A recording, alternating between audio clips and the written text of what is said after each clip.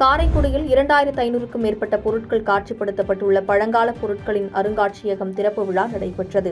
காரைக்குடியில் 2500க்கும் மேற்பட்ட பொருட்கள் காட்சிப்படுத்தப்பட்டுள்ள பழங்கால பொருட்களின் அருங்காட்சியகம் திறப்பு விழா நடைபெற்றது. சிவகங்கை மாவட்டம் காரைக்குடி கழனிவாசல் பகுதியில் வசித்து வருபவர்கள் மகாதேவன், பிரியதர்ஷினி தம்பதியினர்.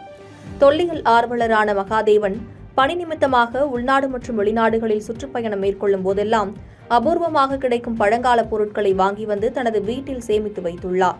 இதில் 1900 ஆண்டு முதலான முதலாக அறிமுகப்படுத்தப்பட்ட இந்திய மற்றும் வெளிநாட்டு கார்கள், அக்காலத்தில் மன்னர்கள் பயன்படுத்திய சாரட் வாகனங்கள், ரிக்ஷா வண்டிகள், பொம்மைகள், பியானோ உட்பட பல்வேறு இசைக்கருவிகள் என 2500க்கும் மேற்பட்ட பொருட்கள் இடம்பெற்றுள்ளன.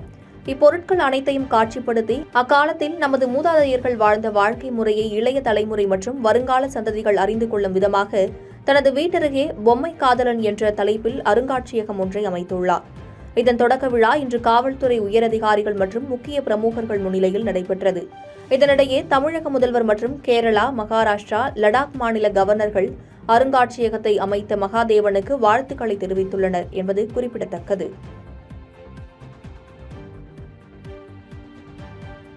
பாதகம் செய்பவரை கண்டால் நாம் பயங்கொள்ளலாகாது பாப்பா, மோதி மிதித்து விடு பாப்பா, அவர் முகத்தில் உமிழ்ந்து விடு பாப்பா. அண்மை செய்திகளை உடனுக்குடன் தெரிந்து கொள்ள இணைந்திருங்கள் இயம்நாடு தொலைக்காட்சியுடன்.